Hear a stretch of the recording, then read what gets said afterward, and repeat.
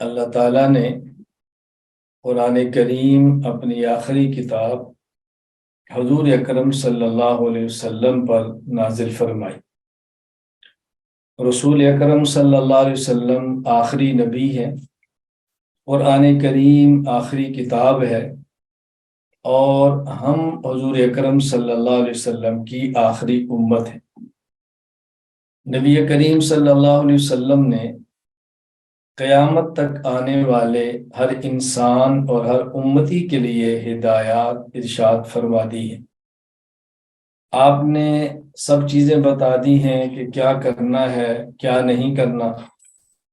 کچھ ایسی چیزیں ہیں جو آپ نے صراحتاً ارشاد فرما دی ہیں، اور کچھ ایسی چیزیں ہیں کہ جو نصوص کے تحت ہیں، مخفی ہیں۔ مجتہدین نے اس کو واضح کر کے امت کے سامنے کھول دیا ہے، بیان فرما دیا ہے۔ آج میری گفتگو علماء کرام سے ہے۔ میں علماء کرام سے مخاطب ہوں۔ آپ حضرات اہل علم ہیں، رسول اکرم صلی اللہ علیہ وسلم کے وارث ہیں، پیغمبر پاک صلی اللہ علیہ وسلم کی دی ہوئی ہدایات کو جانتے ہیں۔ بس مذاکرہ چاہیے اور تکرار چاہیے اور یاد دہانی کی ضرورت ہے کہ ہم ایک دوسرے کو بعض باتیں یاد کرا دیں کہ یہ کام بھی ہے، یہ بھی ہے، یہ بات بھی ہے، یہ بھی ہے۔